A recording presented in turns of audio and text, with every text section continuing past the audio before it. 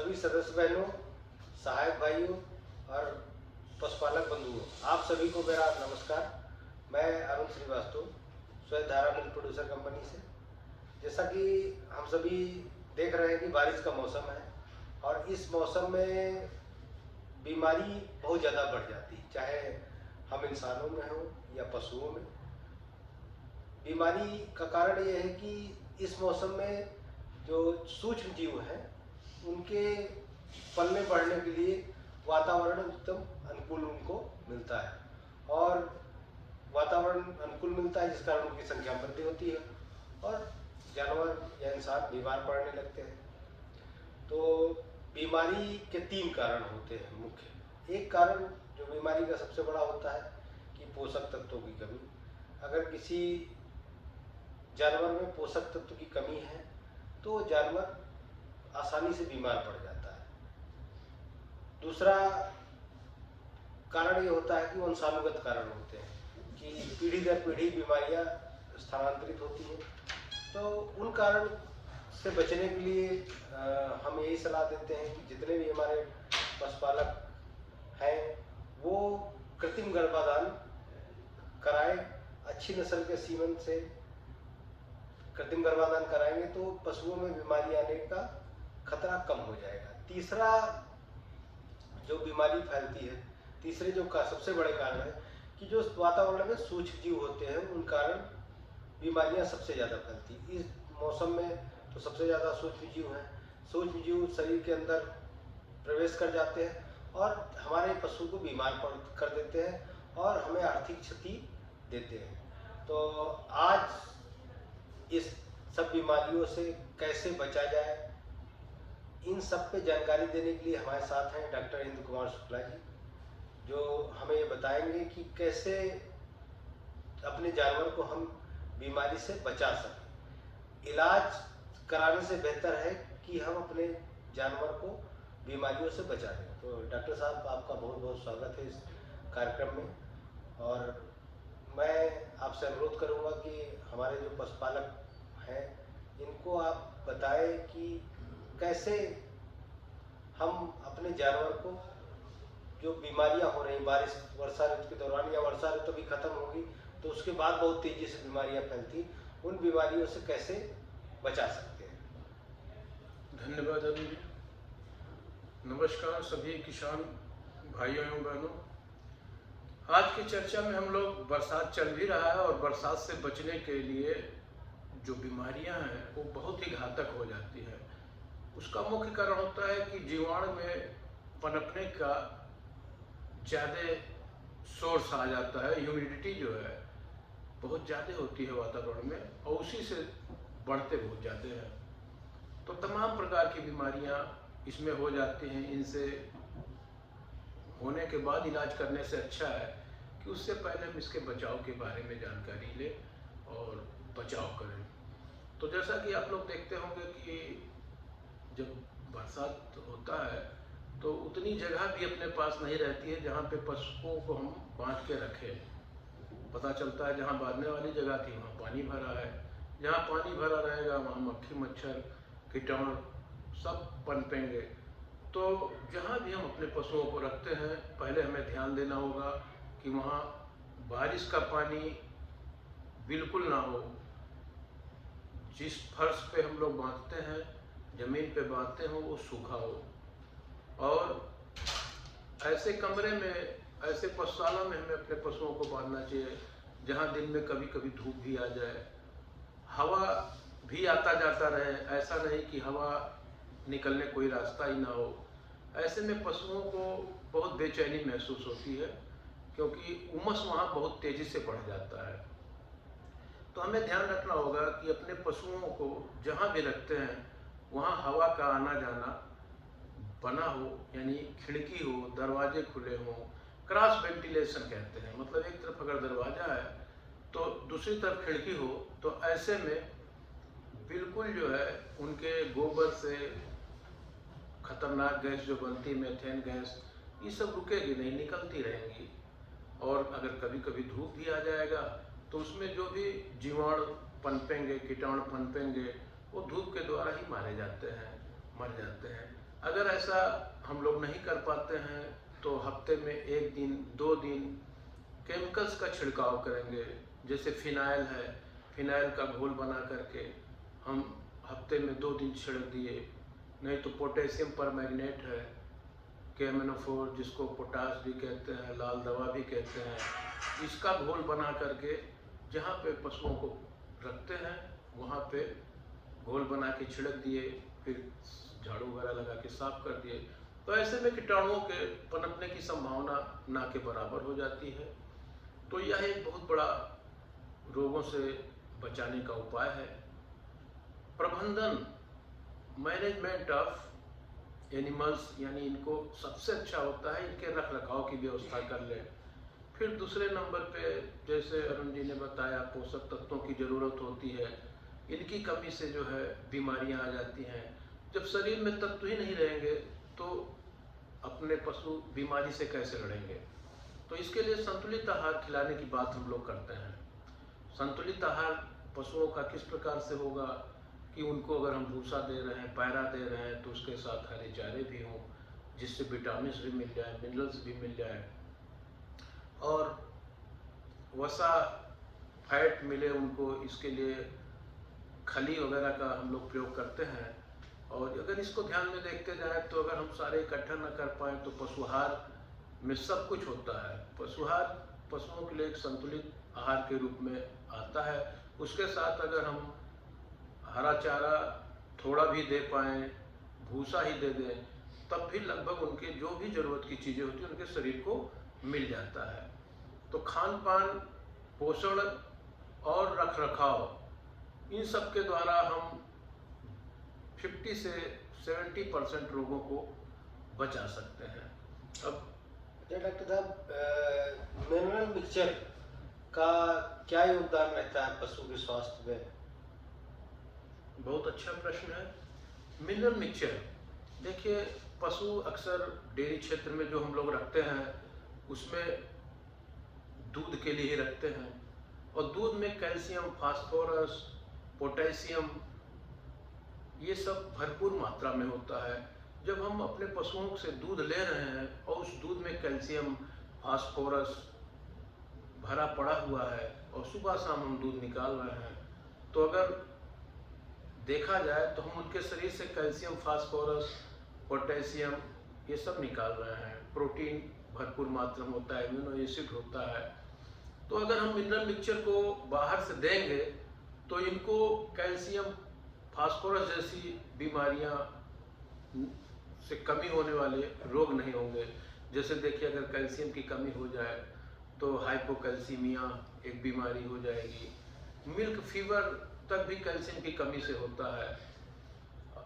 अब कैल्शियम अगर हम भरपूर मात्रा में दे दिए तो इन दोनों रोग से हम बच गए। कभी कभी देखते होंगे कि पशुओं में चलने में दिक्कत आती है, उनके दांत जो है कमज़ोर पड़ जाते हैं, मांसपेशियां कमज़ोर रहती हैं।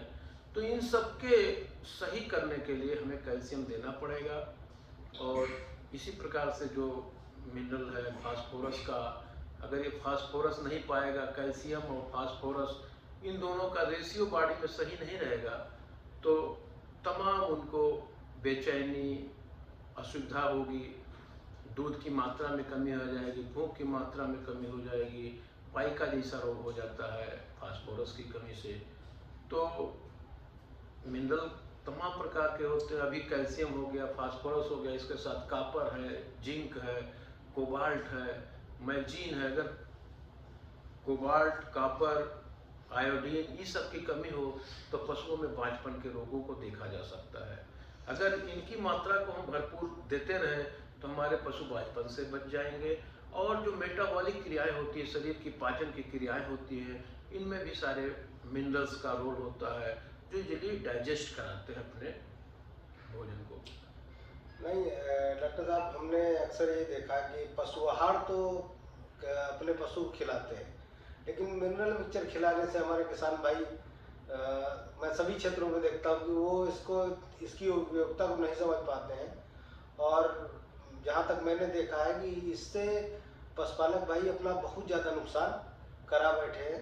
और उनका जो दूध है, जैसे 7-8 महीने तक जानवर दूध देना चाहिए, तो वो 4 महीने 4.5 महीने में ही दूध एकदम कम कर देता है। अगर 8 लीटर दूध भैंस दे रही, गाय दे रही, तो झटके से 4 लीटर पे आ जाती है। तो मैं तो यही इसीलिए अनुरोध करूँगा कि सभी लोग, आप सब लोग मिनरल मिक्सचर जरूर खिलाएं अपने पशु को, तो उससे काफ़ी बीमारियों से बचा जा सकता है और अन्य शारीरिक लाभ होंगे। जैसा कि आप बता रहे हैं कि बहुत से किसान भाई अपने मिनरल मिक्सचर को नहीं खिलाते हैं, ये एकदम सही बात है। लेकिन जो किसान भाई जागरूक हो गए और खिलाना शुरू कर दिए, उनसे कह दीजिए कि मिनरल मिक्सचर खिलाना बंद कर दें, तो हमें विश्वास है कि बिल्कुल वो बंद नहीं करेंगे, क्योंकि उसको खिला के वो लाभ भी पा रहे हैं। जैसे उनके दूध की मात्रा आपने बताया कि बीच में टूट जाता 3-4 महीने पे, तो एकदम सही आपने कहा। अगर वो मिनरल मिक्सचर बराबर खिला रहे हैं तो दूध का जो लैक्टेशन पीरियड होता है 305 दिन का, वो लंबे समय तक दूध दुहेंगे भी और दूध की मात्रा अधिक मात्रा में पाएंगे। जो लोग नहीं खिलाते पिलाते हैं उनको दूध मिलेगा, लेकिन अचानक दूध में गिरावट हो जाएगा। जैसे 3-4 महीने पे 10 लीटर देने वाली 5-6 लीटर दे रही हैं, लेकिन जो खिलाएंगे पिलाएंगे वो काफ़ी दिनों तक 7-8 लीटर 9 लीटर तक दूध पाएंगे। इसके साथ ही जो है, जो बांझपन की समस्याएं हैं कि जैसे कोई भी पशु बच्चा करने के बाद 60 से 90 दिन में फिर से उनको गाभिन हो जाना चाहिए, लेकिन जो नहीं खिला रहे हैं वो 7-7 8-8 महीने तक इंतजार कर रहे हैं कि मेरा पशु हीट में आए, गर्मी में आ जाए, फिर से गाभिन कराया जाए। तो उनके साथ में ये सब दिक्कतें आ रही हैं। लेकिन जो किसान भाई इसको बराबर खिला पिला रहे हैं, उनकी गाय भैंस 2 से 3 महीने में गाभिन भी हो रही हैं, ज़्यादा दिन तक दूध भी दे रही हैं। उनके बच्चों, जो गाय भैंस के बच्चे हैं, उनका भी विकास तेजी से हो रहा है। तो मैं अनुरोध करूंगा जो किसान भाई आज हमें सुन रहे हैं, वो निरंतर मिनरल मिक्सचर का प्रयोग करें और अपने पशुओं को स्वस्थ बनाएं और अपने आय को भी बढ़ाएं और अपने समृद्धि को बढ़ाएं, क्योंकि सीधा सीधा इसका रिश्ता आपके आय पे और समृद्धि पे पड़ेगा। तो पशुपालन में मिनरल मिक्सचर का खिलाओ पिलाओ बहुत ही उपयोगी है, तो आप लोग इसका इस्तेमाल जरूर करें। डॉक्टर साहब, आपने बहुत अच्छा किसानों को जो बताया कि इससे बांझपन का शिकार हो जाते हैं या 7-8 महीने तक जो गाभिन नहीं होते हैं जानवर। सबसे बड़ा नुकसान देखिए कि पशुपालन में तभी आपको फायदा हो सकता है जब आप पशु से साल में कम से कम एक बच्चा लें, वरना जो महंगाई बढ़ रही है, पशुआहार महंगे हो रहे हैं और अन्य चीज़ें महंगी हो रही हैं, तो जो दूध से आमदनी होती है उससे केवल हमारे दैनिक खर्च चल पाते हैं और सिर्फ जो पशु है उसका चारा निकल पाता है। तो अगर हमें पशुपालन को फायदेमंद व्यवसाय बनाना है तो हमें साल में एक बच्चा लेना बहुत आवश्यक है। इसके लिए आप मिनरल मिक्सचर का प्रयोग जरूर करें। अब डॉक्टर साहब, हम अनुरोध करेंगे, एक बीमारी है जिसको FMD कहते हैं, खुरपका मुंहपका। तो बारिश के मौसम में ये बहुत ज़्यादा हमारे पशुपालक बंधुओं को नुकसान पहुंचाती है। तो इसके बारे में आप प्रकाश डालें और बताएं कि कैसे इससे बचाव किया जा सकता है। देखिए, डेयरी इंडस्ट्री में 2 रोगों का बहुत ही बुरा योगदान है जो कि बहुत नुकसान करता है। जैसे एक थनैला है और दूसरा जो आपने नाम लिया खुरपका मुंहपका। खुरपका मुंहपका जब हो जाता है तो पशु की हालत तो खराब होती है, उसी के साथ साथ हमारे पशुपालक भाइयों की भी हालत खराब हो जाती है, क्योंकि अगर कोई भी पशु 10 लीटर दूध देता है वो 2 से 3 लीटर दूध पे आ जाता है। और उनके दूध देने के साथ साथ देखेंगे तो बीमारी जिस प्रकार से नाम ही लिया जा रहा है, खुरपका मुंहपका, यानी खुर भी पक गया, मुंह भी पक गया, ये वायरस से होने वाली बीमारी है। और सबसे बड़ी बात यह है कि ये 7 प्रकार के वायरसों से हो जाती है, यानी कि इनके स्ट्रेन जो है बदलते रहते हैं। कभी एशिया 1, एशिया 2, AOC, इस टाइप के अलग अलग करके वायरसों की प्रजाति है, उनसे बीमारी होती है। अगर किसी साल इससे हो गई तो अगले साल दूसरे से हो गई। लेकिन बाई चांस अगर हम लोग इससे बचने के लिए टीकाकरण का प्रयोग करें, वैक्सीन लगवाने का प्रयोग करें, तो हम इससे बच सकते हैं। अब देखिए, जो भी FMD फैलता है उसका अपने हिंदुस्तान में, भारत में टीका है, टीका सरकारी अस्पतालों पे होता है। टीका लगवाने का मौसम होता है आपका अक्टूबर और फरवरी। अक्टूबर फरवरी इस समय जब भी मौसम बदलता है उस समय वायरस एक्टिव हो जाते हैं, यानी कि अक्टूबर के बाद ठंडक आने वाली होती है तो उस समय एक्टिव हो गए, वहाँ फैलने का चांस। और फरवरी में टीका लग जाता है क्योंकि फरवरी से फिर गर्मी में मौसम बदल ही जाता है। जब मौसम बदलेगा तो वायरस एक्टिव हो गए, और अगर ये बीमारी हो गई खुद पका मुँह पका तो बरसात तक अगर खींच गई, बरसात में आ गई, टीका तो लग गया फरवरी में, उधर नहीं हुआ, और जिसका नहीं लगा उसको अगर बरसात में हो गया तो बरसात में देखते होंगे आप लोग कि नमी बहुत ज़्यादा होती है, ह्यूमिडिटी बहुत ज़्यादा होती है, और इसमें इस तरह के वायरस जो है बहुत तेज़ी से ग्रोथ करते हैं। और जब वायरस ग्रोथ करेंगे तो पूरा अपने जानवर के ऊपर प्रभाव पड़ेगा। अब इसमें देखिए कौन कौन से लक्षण देखने को मिलते हैं खुरपका मुँह पका में। उनके मुंह में, जीभ में दाने पड़ जाते हैं, छोटे छोटे पहले दाने पड़ते हैं, बाद में फूट जाते हैं, फूटने के बाद उनसे जो है घाव बन जाता है। इसी तरीके से खुर में भी घाव बन जाते हैं। जो खुर के दो भाग होते हैं, अक्सर बीच से ही खुरपका मुँह पका का अटैक होता है, वहाँ फोड़ा बन जाता है, नीचे सड़न सी हो जाती है। वो जब घाव बढ़ जाता है तो मैगेट पड़ जाते हैं, लार्वा उसमें डेवलप होता है, फिर उसी में और बड़े बड़े कीड़े पड़ जाते हैं। तो किसान भाई उसका इलाज करते करते परेशान हो जाते हैं। हालांकि इसमें यही सावधानी है कि आप टीका लगवाएं, और बाई चांस खुरपका मुँह पका आपके यहाँ हो गया है तो उसमें पोटेशियम परमैंगनेट से धुलाई करें, कॉपर सल्फेट से धुलाई करें, और उसमें क्रीम लगाएं, हिमैक्स क्रीम, लोरेक्सन क्रीम, आजकल स्प्रे भी आ गया है, स्प्रे मारें जिससे कीटाणु जो है, लार्वा जो है ख़त्म हो जाए, निकल जाए। तो खुरपका मुँह पका से बचाव के लिए सबसे अच्छा उपाय है कि आप टीका लगवाएं। ये टीका 2 बार साल में लगता है और अपने सरकारी अस्पताल के माध्यम से लग जाता है, तो इसको आप लोग अपनाएं। और सबसे बड़ी बात है कि किसान भाई खुरपका मुँह पका में आप देखोगे दूध बहुत गिर गया। अब दूध गिर गया तो दूध का नुकसान, दूसरा 10 से 15 दिन तक ये बीमारी रही तो उस समय आप उसकी दवा पानी कराओगे, दवा पानी का खर्चा, देखोगे घाव, उसकी बुरी दशा, आपको भी परेशानी होगी, पशु भी परेशान है। और यहाँ तक कि भी देखा गया है कि अगर पशु गाभिन है तो एबार्सन तक भी हो जाता है। अब कोई बच्चा पेट में पल रहा था और आपकी छोटी सी चूक से कि टीका नहीं लगवाए, उसके कारण बच्चा भी गिर गया, अगले बेत में आपके दूध पाने की संभावना खत्म हो जाती है। तो यह बहुत ही नुकसानदायक है। तो इस नाते हम आप लोग से अनुरोध करेंगे कि खुरपका मुँह पका का समयानुसार फरवरी, मार्च, अक्टूबर, सितंबर, अक्टूबर माह में टीका जरूर लगवाएं।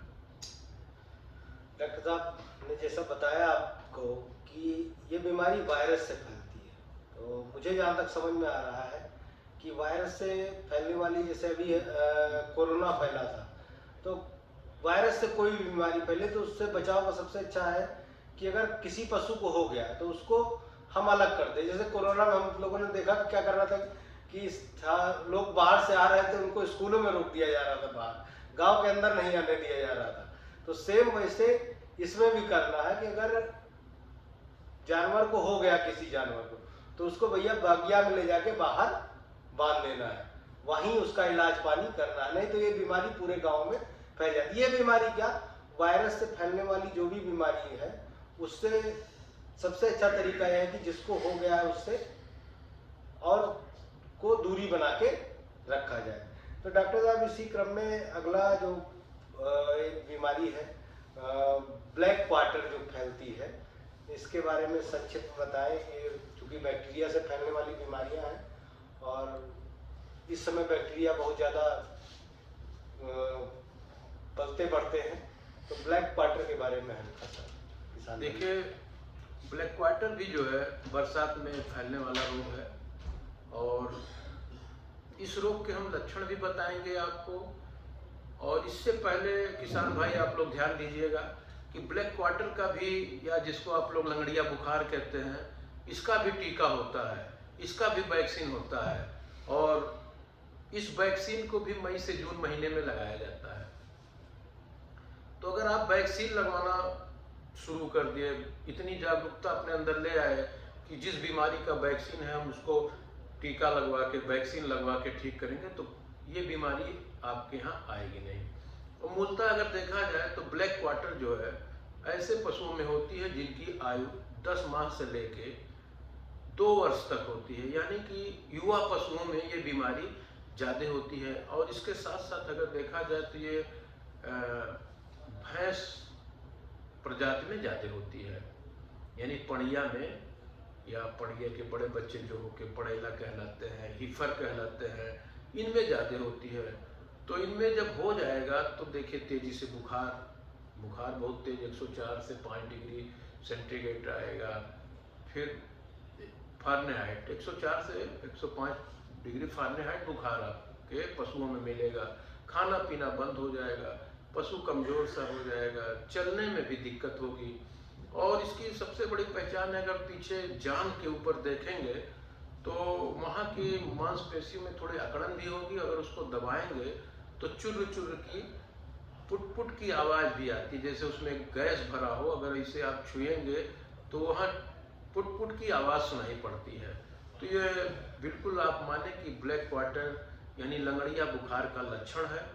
तो देखिए, इसका या तो आप टीका लगवा लीजिए, नहीं तो ऐसे लक्षण जब आपको मिले तो नज़दीकी पशु चिकित्सा अधिकारी, पशु चिकित्सक को जरूर बुला के उनसे संपर्क करें कि देखिए हमारे यहाँ लंगड़िया बुखार का पूरा लक्षण दिख रहा है, आप इसका ट्रीटमेंट कर दीजिए। इसका यही उपाय है कि आप अपने नज़दीकी डॉक्टर से संपर्क करें, या तो फिर पहले से आप जागरूक रहें कि हमें मई जून में ब्लैक क्वार्टर लंगड़िया बुखार का टीका लगवा लेना है।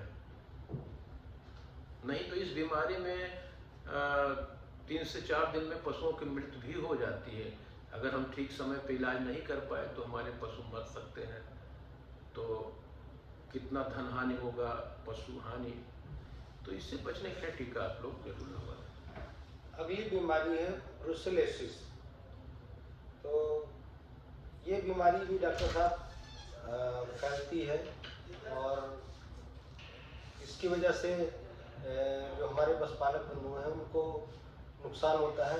पशु बार बार गर्भपात कर देता है। जी, ब्रुसेलोसिस भी एक गंभीर बीमारी है, और इसका जो गंभीरता देखा गया है, ये 3rd ट्राइमेस्टर में, यानी जब गाभिन होते हैं पशु तो उनको 3 वर्गों में बांट दिया जाता है। पहला 3 माह, दूसरा 3 माह और तीसरा 3 माह, यानी कि 1st trimester, 2nd trimester and 3rd trimester. तो तीसरा जो 3 माह है, यानी कि 7वें महीने से लेकर 9वें महीने तक, उन्हीं पीरियड में इस बीमारी का लक्षण दिखेगा। और लक्षण दिखेगा क्या? सीधे सीधे जब लक्षण दिखा तो पेट में जो भी बच्चा होता है, गाभिन पशु का बच्चा एबॉर्शन के द्वारा बाहर हो जाता है। यानी कि उस लक्षण को देख के हम कुछ कर नहीं सकते। जो हमारा नुकसान है वो नुकसान होके ही रहेगा, उसे बचाने का कोई उपाय नहीं है। तो इसमें जो है मौके पे पशु में लक्षण जो देखा जाएगा, एबॉर्शन हो गया, गर्भपात हो गया, फिर देखा जाए तो इसका प्लेसेंटा यानी जेर, जिसको खेड़ी भी हम लोग कहते हैं, जेर खेड़ी ये चिपक जाता है अंदर, वो पूरी तरह से निकलता नहीं है। पशुओं का गर्भपात के द्वारा बच्चे का बाहर आना, जेर का रुकना, ये सब ब्रुसेलोसिस का लक्षण है। और इसको टीका के द्वारा दूर किया जा सकता है, लेकिन सावधानी यहाँ पे इतनी बरतनी है कि जिस पशु के बच्चे में 6 माह से 9 माह के अंदर ही टीका लगेगा, उसी को ये टीका काम करेगा। नहीं तो इसके बाद इसका समय नहीं होता है टीका लगवाने का। तो 6 से 9 माह के अंदर कॉटन 19 करके टीका आता है, उसको लगवा लेना चाहिए, जिससे हम अपने पशुओं को इस खतरनाक बीमारी से बचा सकें। और इसमें मैं थोड़ा और सलाह दूंगा कि जो भी डॉक्टर आते हैं, आई करते हैं और डॉक्टर आते हैं, ये बीमारी जानवर से आदमी में भी आ सकती है, यानी कि जूनोटिक डिजीज कहलाता है। जो बीमारी जानवर से आदमी में या आदमी से जानवर में आ जाए वो जूनोटिक डिजीज कहलाता है। तो कृत्रिम गर्भाधान के समय या कभी भी अगर पशु को चेक कर रहे हैं, बीमारी का इलाज कर रहे हैं गर्भाशय से संबंधित, तो ग्लव्स जरूर पहने। और अपने जो पशुपालक बंधु भी हैं, ऐसी बीमारी ट्रांसफर भी होती है, तो सचेत रहें।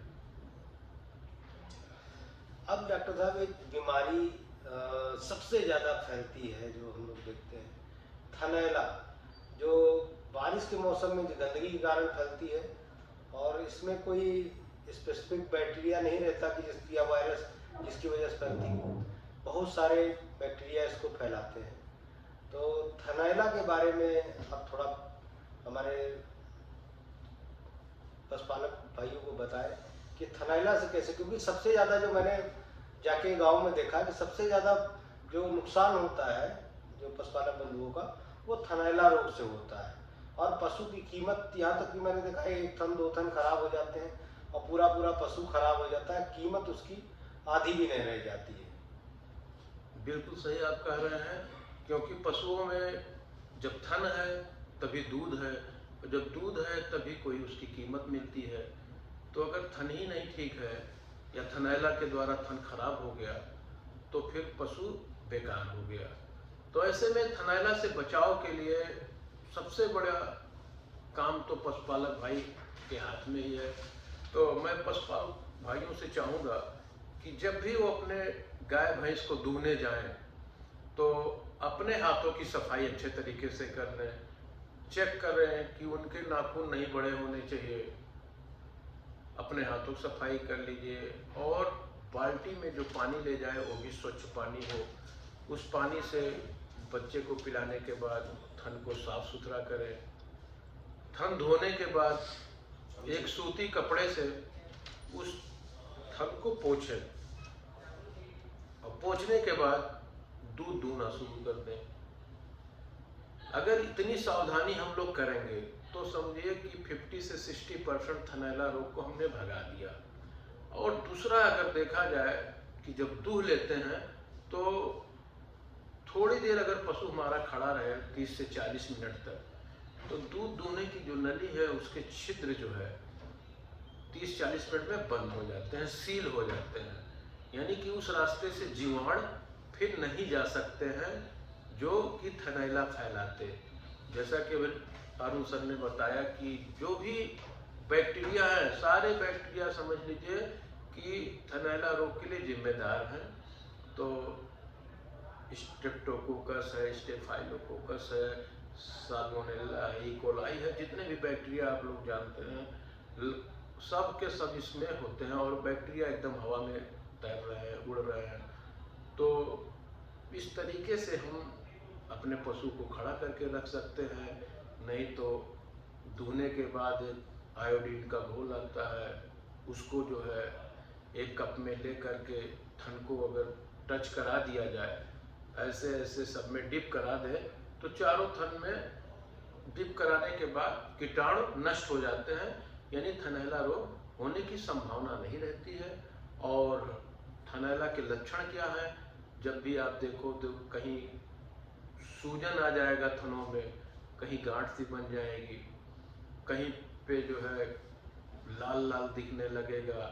जब दूध दूहोगे तो पीला दूध आ रहा है या ब्लड आ रहा है।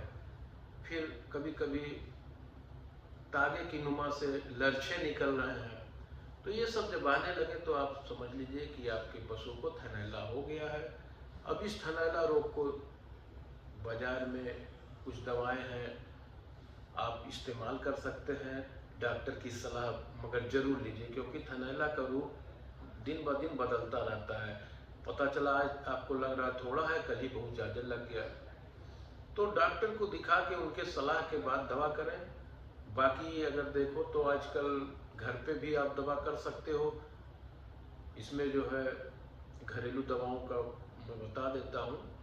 जैसे एलोवेरा है, एलोवेरा आजकल देखा जाए तो सबके घर के आसपास मिल जाता है। एक पाव एलोवेरा ले लीजिए, उसके छिलके को हटा दीजिए, छिलका हट जाए, जो गूदा रहे, अगर घर में आपके मिक्सी है तो मिक्सी में पीस लीजिए, अगर मिक्सी नहीं है तो सिल लोढ़ा पे भी पीस के आप उसका पेस्ट बना लीजिए।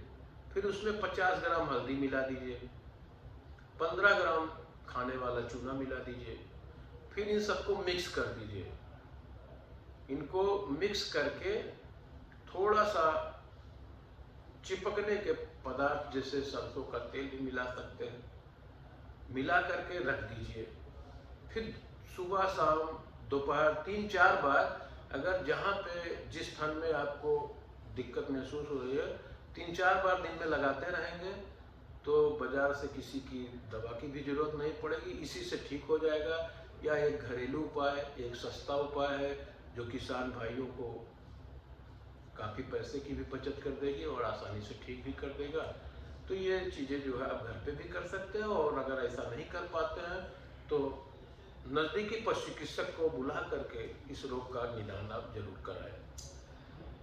मैं अपने जो पशुपालक भाई हैं और अपने सदस्य भाई हैं उनको बताना चाहूँगा कि स्वयंधारा कंपनी द्वारा MPP स्तर पर थनैला रोग का जांच की व्यवस्था की गई, जिसके लिए किट उपलब्ध कराई गई है। और अगर भाई देखिए, थनैला रोग आपको जब फैल जाता है पूरी तरह से तब पता चलता है, लेकिन इस किट द्वारा दूध की चारों थन से बूंदे धार निकाल लेनी है और जो केमिकल है उसको डालना है, पता चल जाएगा कि थनैला हमारे जानवर को है कि अगर है तो कंपनी में दवा भी उपलब्ध है। डॉक्टर साहब, दवा का नाम आप थोड़ा बता दीजिए लोगों को। और दवा बहुत सस्ती है, 100 रुपये में आप दवा खिला के अपने जानवर लेकिन ठीक कर सकते हैं। लेकिन ये दवा तभी काम करती है जब थनैला बहुत शुरुआती स्तर पे हो, अगर फैल गया तब इलाज उसका भारी हो जाता है। तो जांच कराएं, जांच पूरी तरह से निःशुल्क है, जांच की व्यवस्था हर MPP पे की जा रही है, अभी जल्दी व्यवस्था हो जाएगी। और इस जांच को करके आप अपना काफ़ी जो धन है वो बचा सकते हैं, आर्थिक जो नुकसान होता है उसको आप बचा सकते हैं। डॉक्टर साहब, एक बीमारी और फैलती है जो हम गांव में जाते हैं तो अक्सर हमसे बताते हैं लोग कि मिल्क फीवर नाम का, कैसे तो लगता है कि फीवर जैसा, बुखार जैसा कुछ समझ में आ रहा, लेकिन इसके बारे में कुछ बताएं कि क्या होता है, बुखार होता है या कुछ और तरह की बीमारी है?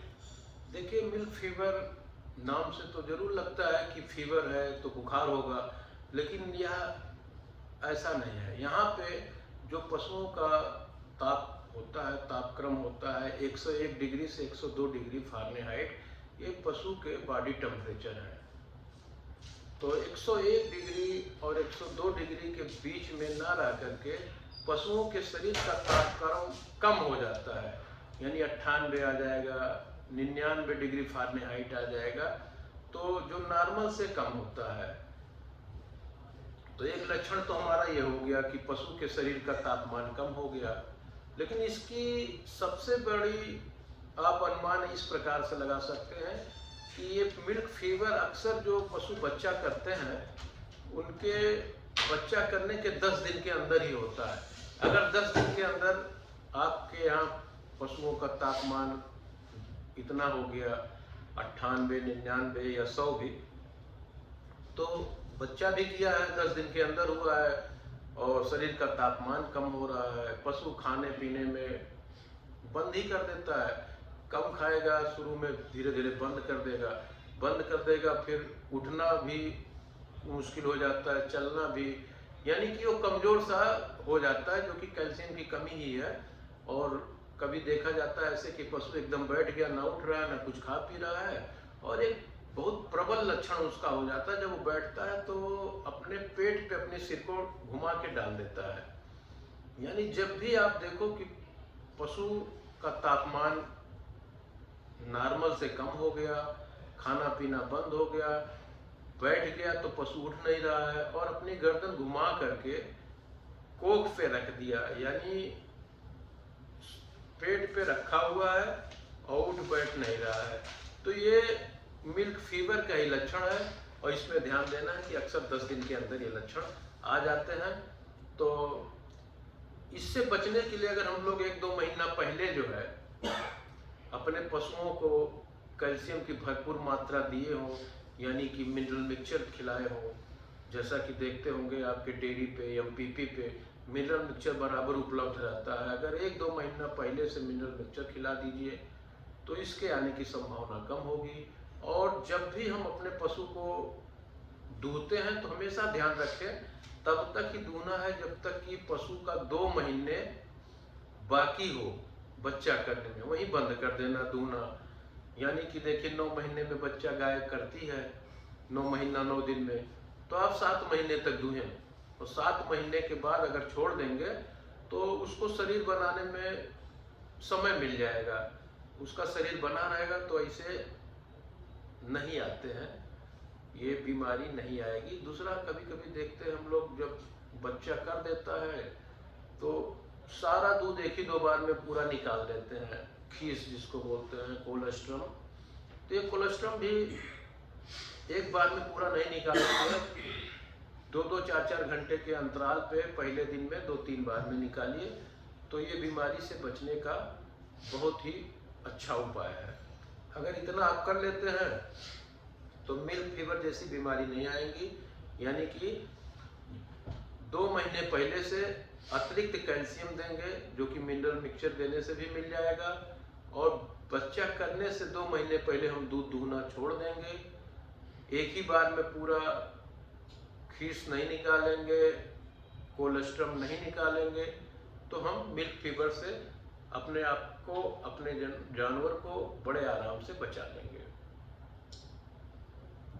डॉक्टर साहब, एक बीमारी जो मतलब गांव में अक्सर अभी क्या है कि घास बारिश में हो जाती है तो घास जानवर को चरने छोड़ देते हैं, एक अफरा की जो बीमारी हो जाती है, काफ़ी लोग को शिकायत मिलती है कि अफरा हो गया। तो अफरा बीमारी से कैसे बचा जाए और इसका क्या निदान किया जाए? अगर किसी को अफरा हो जाता है जानवर को तो उससे कैसे, उसका क्या निदान किया जाए, इस बारे में? देखिए, अफरा बीमारी में फंगस का बहुत बड़ा रोल होता है। जैसे कभी कभी हम लोग देखते हैं फफूंदी वगैरह लग जाता है, यानी जो चारा अपना रखा हुआ है उसमें फफूंदी लग गया, उसको हम लोग अगर निकाल दें किनारे, थोड़ा सा निकाल देंगे तो फफूंदी हट जाएगा, फिर नहीं होगा। लेकिन ऐसा नहीं करते, कभी कभी खिला भी देते हैं तो फफूंदी वाला ना हो या दूसरे तीसरे दिन का चारा ना हो। कोई भी चारा हम लोग लाते हैं तो तीसरे दिन तक ना खिलाएं, ताज़ा लाए काट कूट के उसी दिन या दूसरे दिन तक खिला दें, तो इससे हम अफरा से बचे रहेंगे। और अगर बाई चांस ब्लॉट, अफरा ये सब रोग हो जाता है तो घरेलू उपाय में ये है कि आप 200 ग्राम 250 ग्राम सरसों का तेल ले लीजिए, 50 ग्राम काला नमक ले लीजिए, 20-25 ग्राम अजवाइन ले लीजिए, 5 से 10 ग्राम हींग ले लीजिए, अदरक का भी चूर्ण बना लीजिए। ये सब बना करके घोल बना के अगर जानवर को पिला दिया जाए तो अफरा रोग से हम उसको बचा लेते हैं। और अगर नज़दीक के मार्केट में आपको मेडिसिन की दुकान उपलब्ध हो तो वहाँ से गैस खत्म करने के लिए दवाएं मिलती हैं, तो गैस्ट्रीना है, ब्लाटोसिल है, ब्लाटोनिल है, तमाम प्रकार की हैं। कोई भी अगर ले आते हैं तो 100 ml का अगर एक बार में घोल पिला देते हैं, इससे ब्लड केस धीरे धीरे करके राहत हो जाता है। और ध्यान दीजिए, ये भी एक जानलेवा बीमारी है और समय भी बहुत नहीं देता है। यानी अगर बहुत ज़्यादा लग रहा हो, कोख बाएं तरफ का बहुत ज़्यादा फूल गया हो, जिसको र्यूमेन कहते हैं, र्यूमेन अगर बहुत ज़्यादा फूला हुआ है और गैस तनाव ले लिया है र्यूमेन, तो ये दवाएं भी उतने जल्दी नहीं काम करती। तो ऐसे में नज़दीकी जो पशु चिकित्सक होंगे, ल्यूमेन में छेद करके गैस को निकालते हैं, तब राहत मिलती है। यानी कि ज़्यादा होने पे ये दवा भी ना करके आप तुरंत पशु चिकित्सक को बुलाएं, क्योंकि 8 से 10 घंटे में पशुओं के मृत्यु होते हुए देखा गया है। तो ज़्यादा इंतजार करने की चीज़ नहीं है। अगर बहुत ज़्यादा पेट में तनाव है, ल्यूमेन में तनाव है, तो ल्यूमेन पंचर करके गैस को निकाला जाता है। ये पशुपालक भाई जब इतना जानकारी रखोगे और चिकित्सक के संपर्क में रहोगे, बुला के करोगे, तो निश्चित आपका पशु इस खतरनाक बीमारी से बचेगा भी और आपको आगे अपने कार्यों में सहयोग भी करेगा। डॉक्टर साहब, अब समय समाप्ति की ओर है। हम जल्दी से 2 बीमारियों पे और चर्चा कर लेते हैं। एक बीमारी डॉक्टर साहब है सर्रा। जो हम गांव में जाते हैं तो किसान भाई हमारे कहते हैं कि हमारे जानवर को सर्रा हो गया। तो सर्रा बीमारी से कैसे अपने किसान को, अपने जानवर को किसान भाई बचाए, इसके बारे में संक्षिप्त में। देखिए सर, ऐसा है कि सर्रा बीमारी भी जो है एक प्रकार से गंदगी से ही होती है, और गंदगी जहाँ होती है वहीं पे मक्खी आती है। तो एक मक्खी है टेबनस, जिसको गांव के भाषा में लोग डांस कहते हैं। डांस मक्खी यानी बड़ी वाली मक्खी जो आगे हर रंग का जिसका जी सर होता है बड़ा सा। हाँ, तो वो डांस मक्खी से ही सर्रा रोग फैलता है। और ये सर्रा रोग डांस मक्खी है, अगर एक पशु को काट ली फिर वही उड़ करके दूसरे को काटती है, यानी कि एक का खून निकाल लेती है और फिर दूसरे काटती है, तो वहाँ से ये फैल जाती है। तो ये एक ब्लड का प्रोटोजोन है, यानी खून की परजीवी है, उससे ये रोग फैलता है। और फैलाने का माध्यम मक्खी है, यानी कि जहाँ साफ सफाई रहेगी वहाँ मक्खियाँ नहीं रहती हैं। तो जो भी अपना पशुशाला है, गौशाला है, वहाँ पे हमें सुबह शाम सफाई पे विशेष ध्यान देना है। और इससे बचने के लिए कभी कभी हम लोग ऐसा भी कर सकते हैं, जब देखें कि हमारे घर के आसपास ये मक्खियाँ बहुत उड़ रही हैं, तो सरसों का तेल और कपूर एक कटोरी ले लें, उसमें 10, 20, 50 ग्राम सरसों का तेल लें, थोड़ा कपूर भुरभुरा दें। अगर उसका लेपन हम कर दें पशुओं के शरीर पे, तो ये मक्खियाँ बैठती नहीं है, कोई भी मक्खी नहीं बैठेगी। क्योंकि एक तो तेल लगा है तो पैर चिपचिपा से हटती है, और एक जो उसका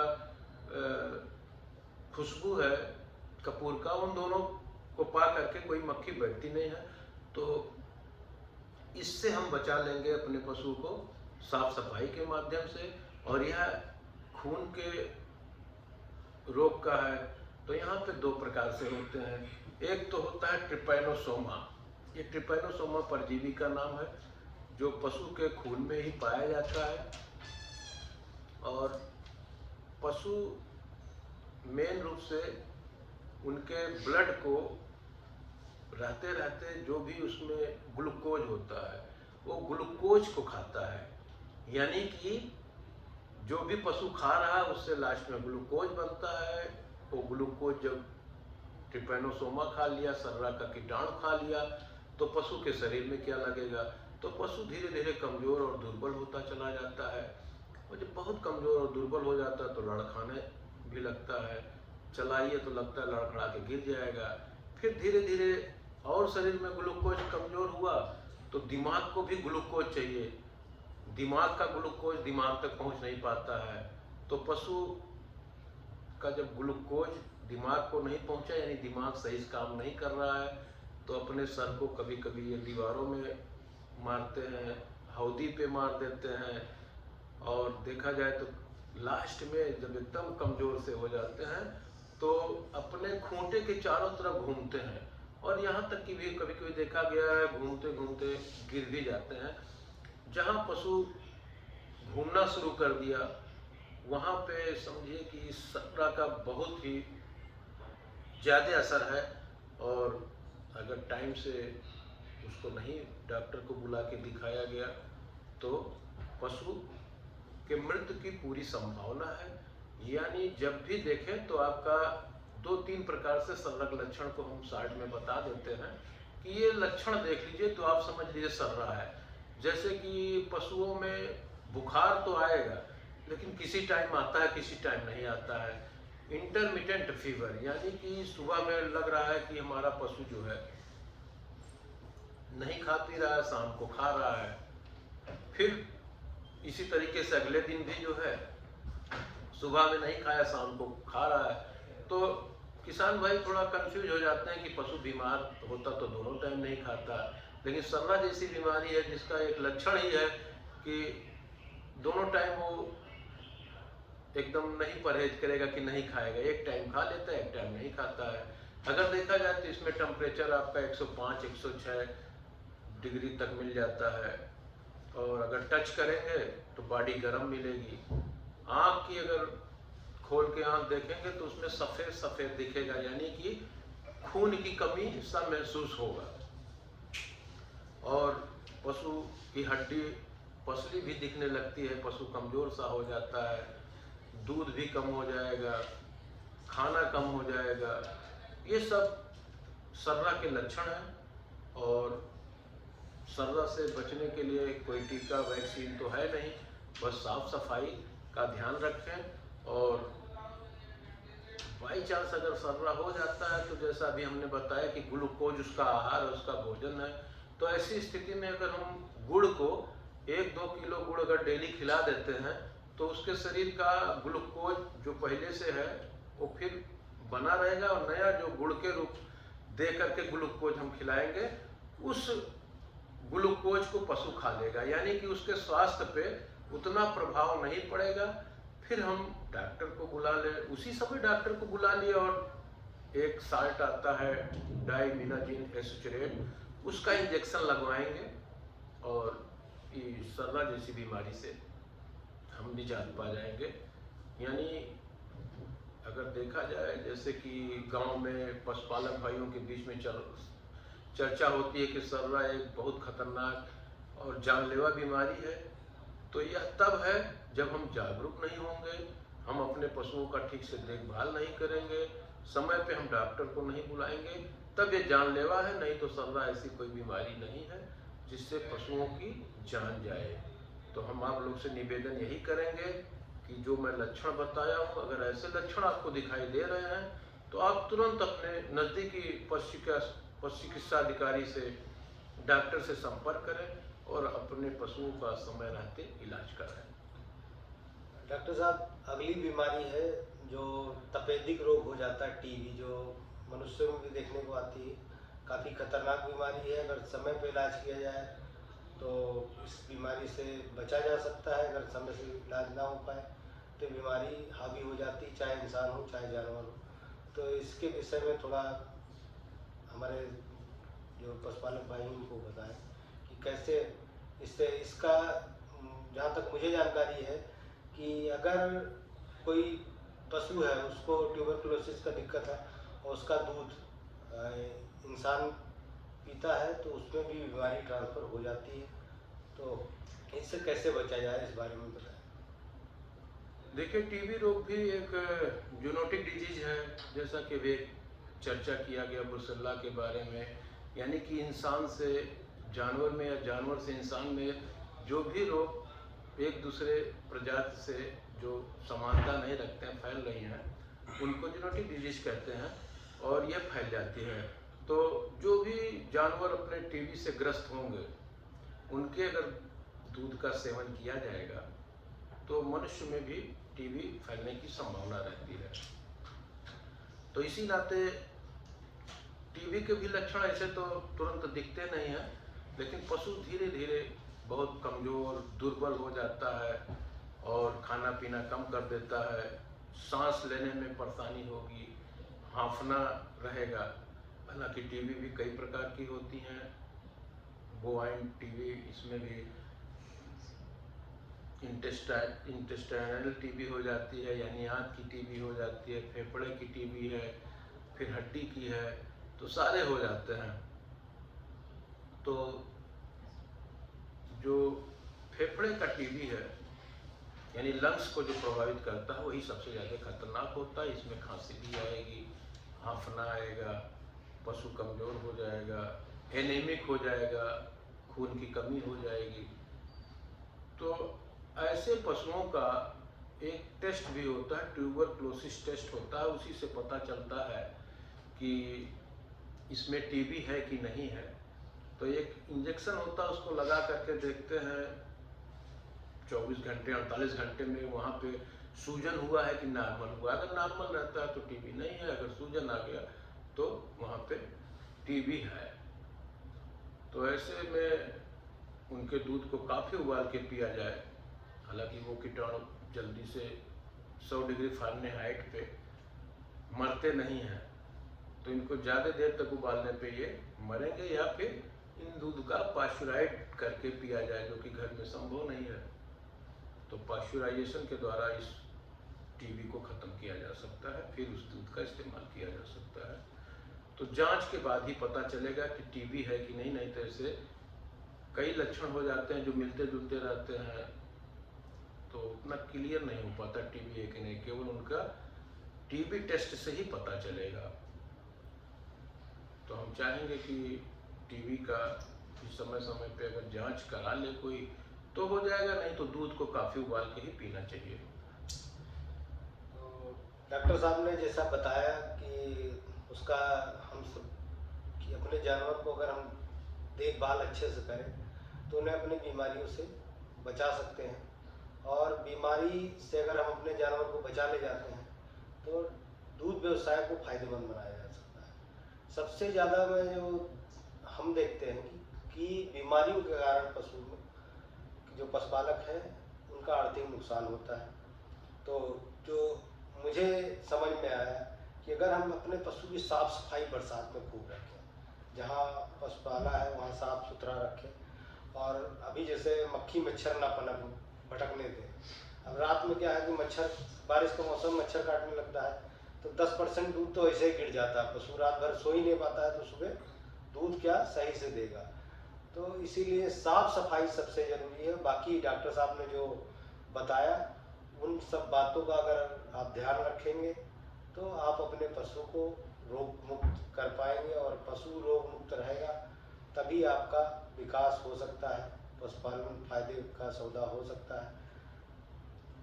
तो डॉक्टर साहब आपका बहुत बहुत धन्यवाद कि आप इस चर्चा में शामिल हुए। और मैं सभी सदस्य भाइयों से अनुरोध करूंगा जो पशुपालक भाई हैं कि इस वीडियो को देखें और साथ ही साथ जो स्वधारा का चैनल है उसको आप सभी सब्सक्राइब करें और किसान भाइयों को शेयर करें जो सदस्य हैं स्वधारा के या नहीं हैं। क्योंकि देखिए हम ये चाहते हैं कि जितने भी पशुपालक हैं, चाहे वो स्वधारा के सदस्य हैं चाहे नहीं हैं, सबका फायदा होना चाहिए। और जानकारी अगर उनको मिलेगी तो उनका भी फायदा होगा। तो इस चैनल को आप सभी सब्सक्राइब करें और चैनल और लोगों को शेयर करें इस वीडियो को, ताकि लोग वीडियो देखें और उसका लाभ उठा पाएँ। तो आप सभी से मैं अनुमति चाहूँगा। आप सभी को बहुत बहुत धन्यवाद, सभी को प्रणाम।